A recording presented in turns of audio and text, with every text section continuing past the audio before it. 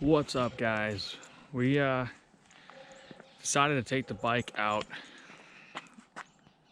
It's a little cold. It's too cold for this stuff, but it's my own fault that I waited I don't know, a month and a half to take this bike out and wash it. But O2 CR125, paid $1,000 cash from a family member, and it's clean. No, it's got dirt on it and everything, but for $1,000, I've wrung its neck a few times already. It holds up. I think it's got an original front tire on it. Pretty sure this is the original tire on it. It's a, where is it? Yeah, there it is. Dunlop 490. K490, whatever. Thing's old, 2002. And this is gonna be our project bike for the winter. I obviously have my 250F that I want to use.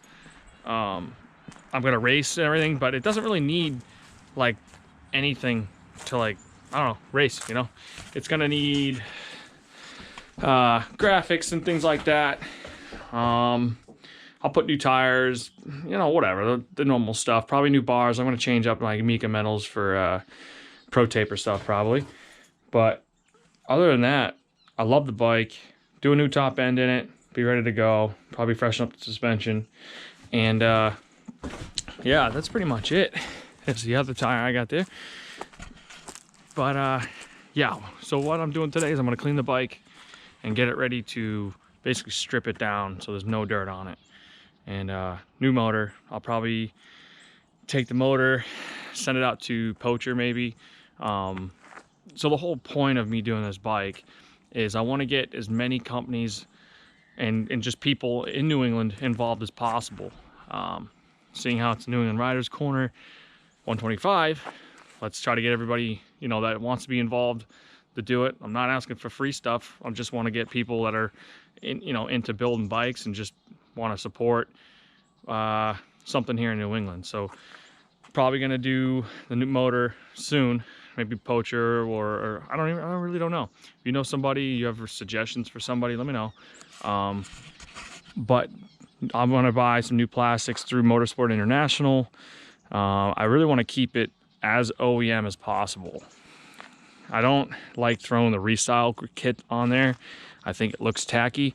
Something about the O2 CR125 just looks really good.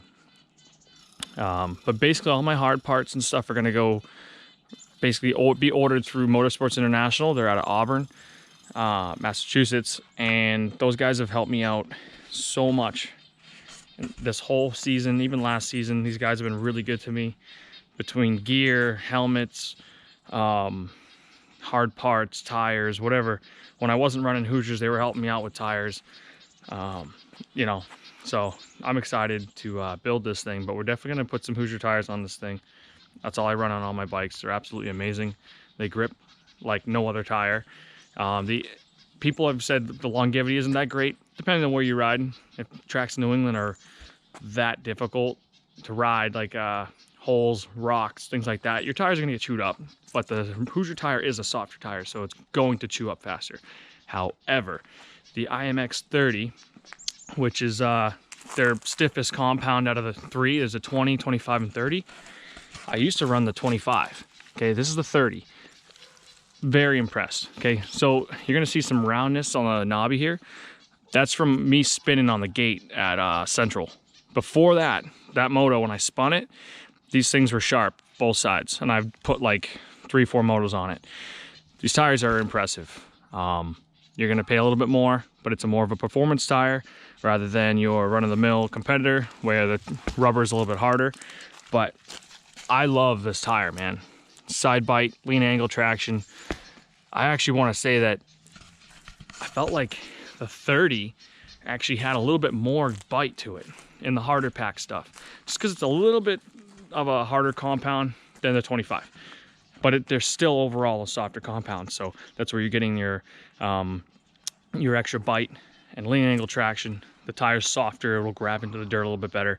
However, your tire will wear down a little bit faster. Not as much as the IMX 30, which is fantastic. So any of you moto guys out here running Crow Hill or Jollies all the time, recommend the 30 if you're gonna want to try Hoosiers. But anyways, enough of that. I'm gonna start washing this thing, and then I'll get some shots of it clean and talk about the bike a little bit more.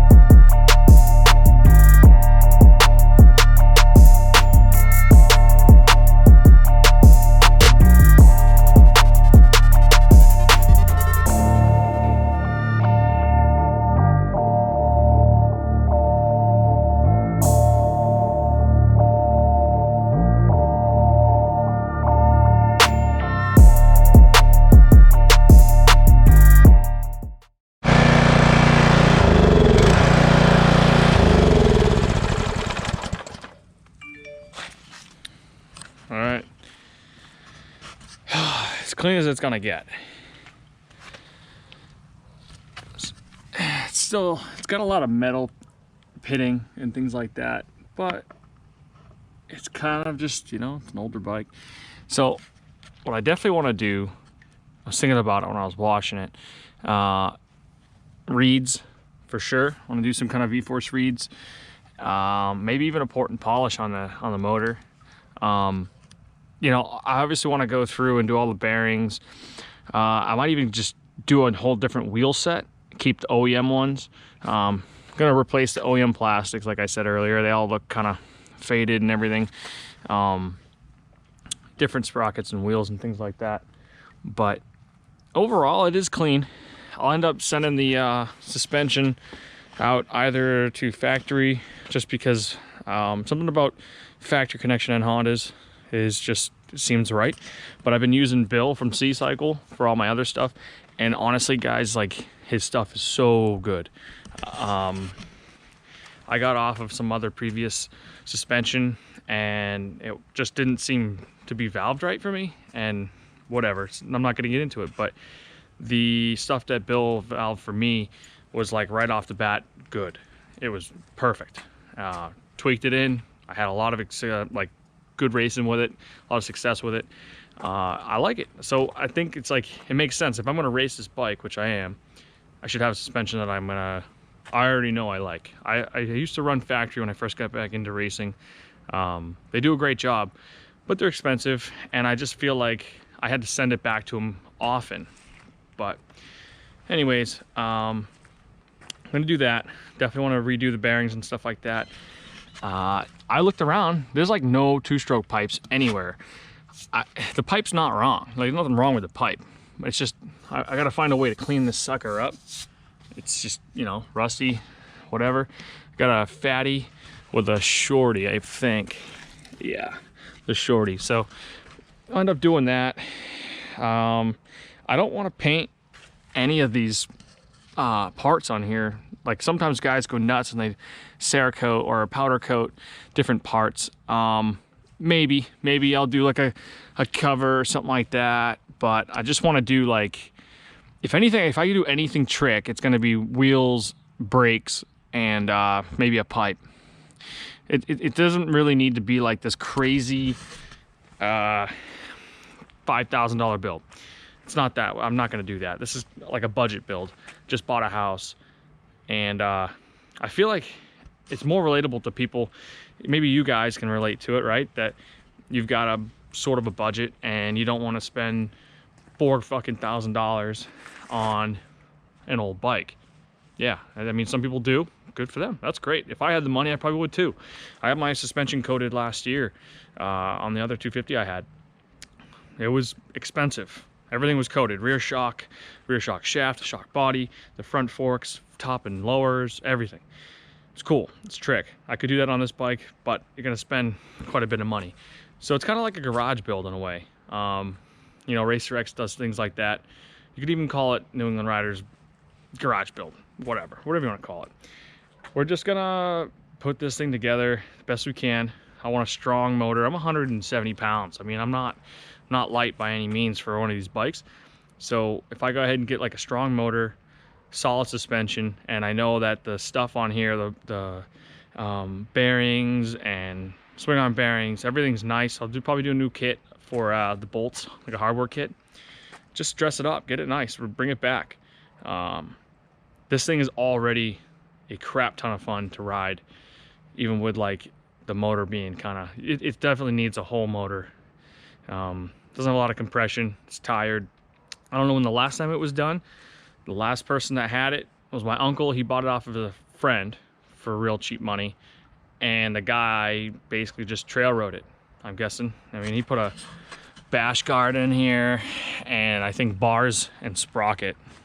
That's really in a tire, an old Michelin tire, and that was it. So it really didn't get a lot of action, and it definitely just needs a motor. I might even be, it's probably old. It's probably got way too many hours on it.